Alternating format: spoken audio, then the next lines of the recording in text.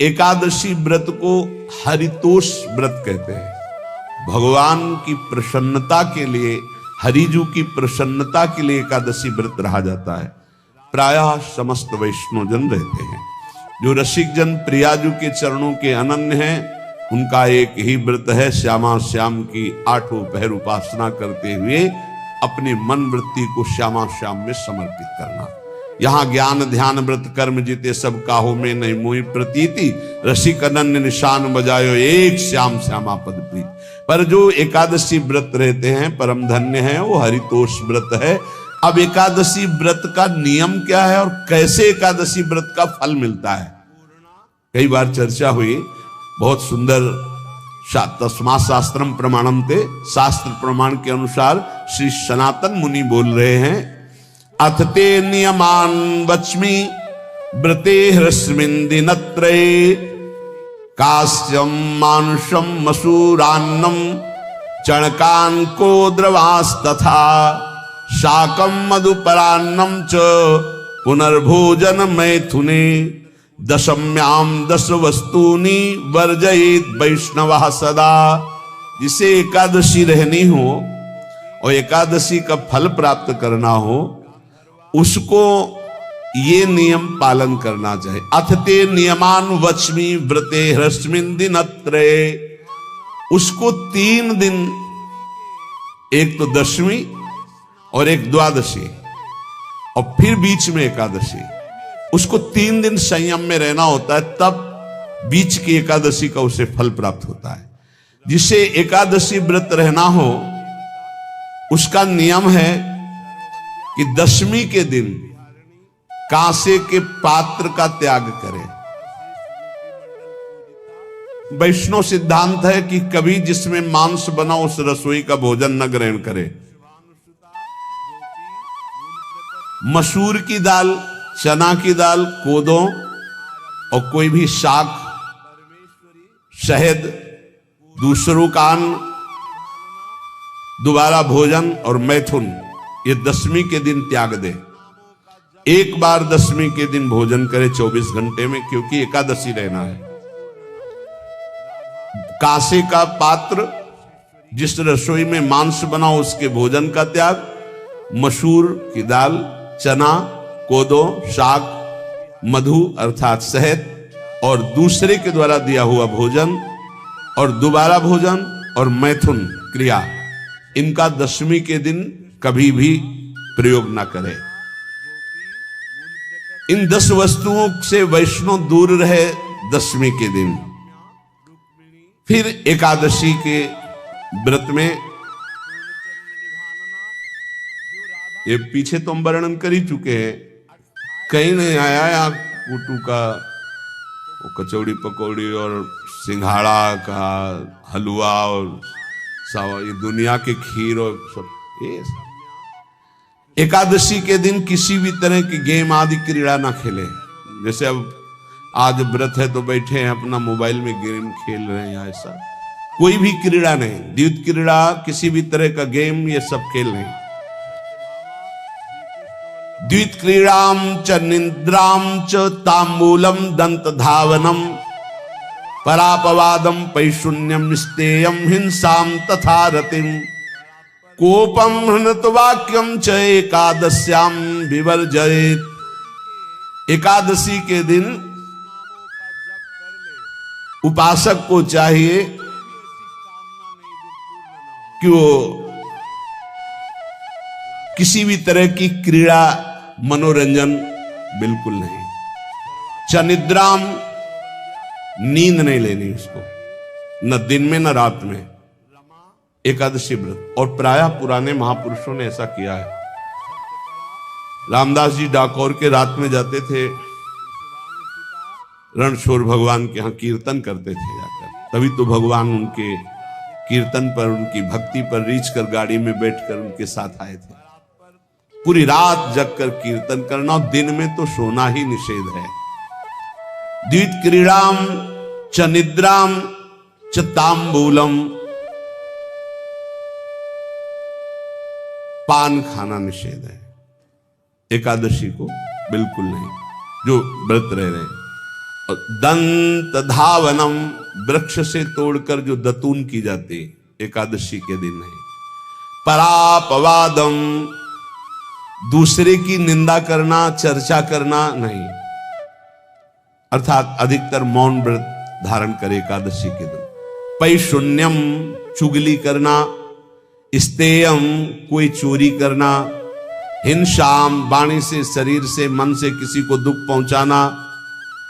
रतिम, अर्थात भोग करना, मैथुन करना। कोपम, किसी के ऊपर गुस्सा करना।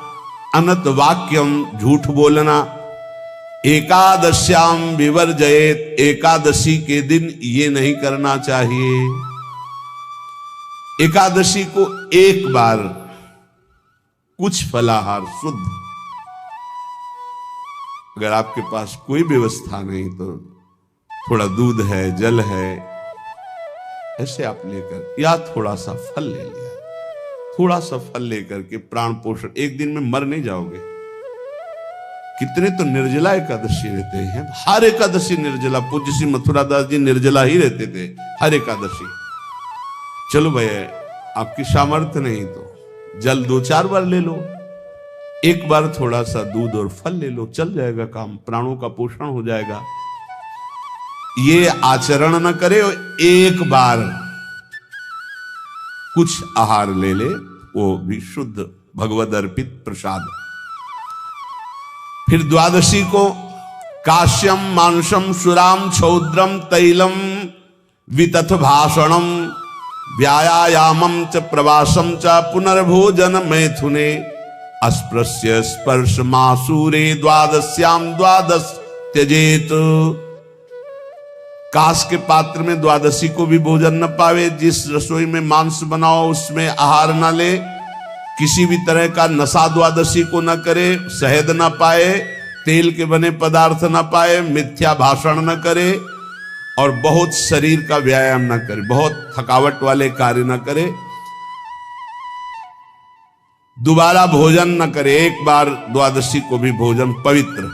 मैथुन न करे, जिसका स्पर्श नहीं किया जाता ऐसे पदार्थों का स्पर्श न करे, और मसूर की दाल न खाए।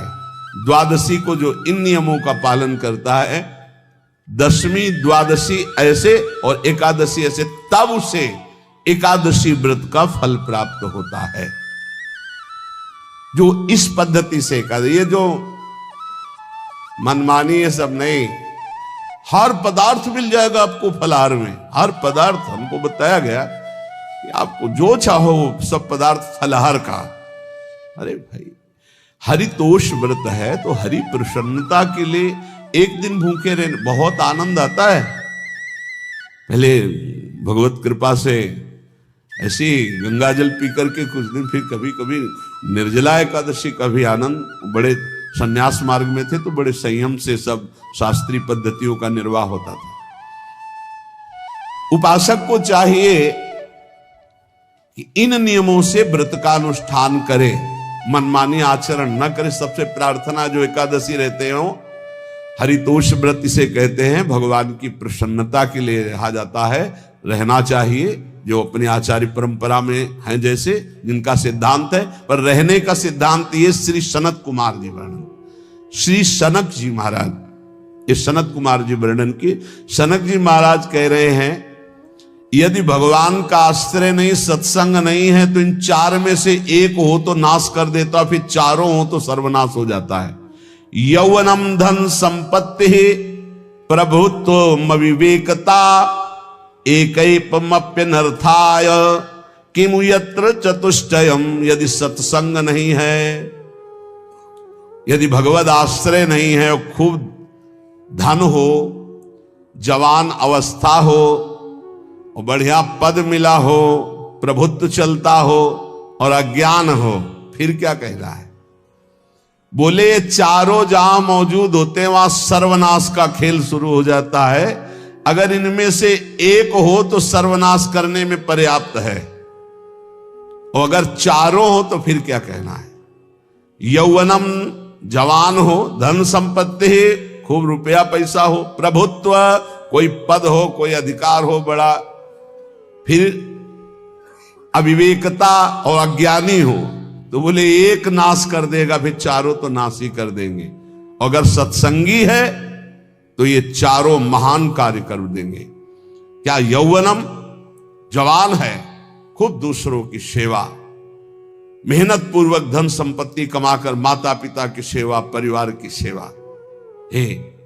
ये माता पिता, हमारा वेद कहता है मातृ देवो भव, तैत्तिरीयोपनिषद, मातृ देवो भव, पितृ देवो भव, आचार्य देवो भव, अतिथि देवो भव, यान्य नवद्यानि कर्माणि तानि सेवितव्यानि नो इतराणि, यान्यस्माकः सुचरितानि तानि तोयोपास्यानि नो इतराणि, ये के चास्माच्छेयाः सो ब्राह्मणाः तेषां त्वया स्नेन प्रश्वसितव्यं, श्रद्धया देयं अश्रद्धया देयं, श्रिया देयं ह्रिया देयं भिया देयं संविदा देयं। वेद कहता है मातृदेवो भव, माता साक्षात हमारी भगवान है। देव हरि को कहते हैं, केशव देव जैसे कहा, हरि को कहते हैं गोविंद देव। मातृ देव, माता भगवान है। धिक्कार है उन पुत्रों को जो अपने माता के द्वारा पोषित किए हुए शरीर से हाथ उठाते हैं अपने माता पिता के ऊपर। नरक में तुम्हारी जो दुर्दशा होगी भोगोगे। एक हमको दिखाया गया दृश्य कि अपनी माता की कोख में लात मारता है, थप्पड़ मारता है, पिता बैठा है उसको लात मारता है, थप्पड़ मारता है, बाल घसीट कर गेट तक माता को ले जाता है। अब इनकी जो दुर्दशा होगी ये बोल नहीं पाएंगे, बता नहीं पाएंगे। ऐसी जगह मारा जाता है कि बस तलकते रहो, कुछ कह नहीं सकते, घोर नरकों की प्राप्ति होती। वेद कहता, तैत्तिरीयोपनिषद, मातृ देवो भव। ध्यान से सुन लो, सत्संग है, ये माता साक्षात भगवान है। अगर तुमने मारा वाह भर करके इसके आंसू गिरे, जितने आंसुओं की बूंद से भूमि के कण भींजेंगे उतने कल्प तक नरक भोगोगे। ध्यान रखना, तुम्हारा कभी यश, कभी कीर्ति, कभी श्री, कभी हिरी, ये कभी तुम्हारे उदय नहीं हो सकती। तुम्हारा सर्वनाश हो जाएगा अगर मां पे हाथ उठाया। पितृदेवो भव, पिता साक्षात भगवान है। देखो भगवान अवतरित हुए तो प्रात काल उठी कै रघुनाथा, मातु पिता गुरु नावहि माथा। आचार्य देवो भव, माता साक्षात भगवान है, पिता साक्षात भगवान है, आचार्य गुरुदेव साक्षात भगवान है। जो अपनी माता को, अपने पिता को दुख देता है, अपने गुरुदेव की अवहेलना करता है, उसका कभी मंगल हो सकता है? वो कभी सुख प्राप्त कर सकता है? वेद कहता है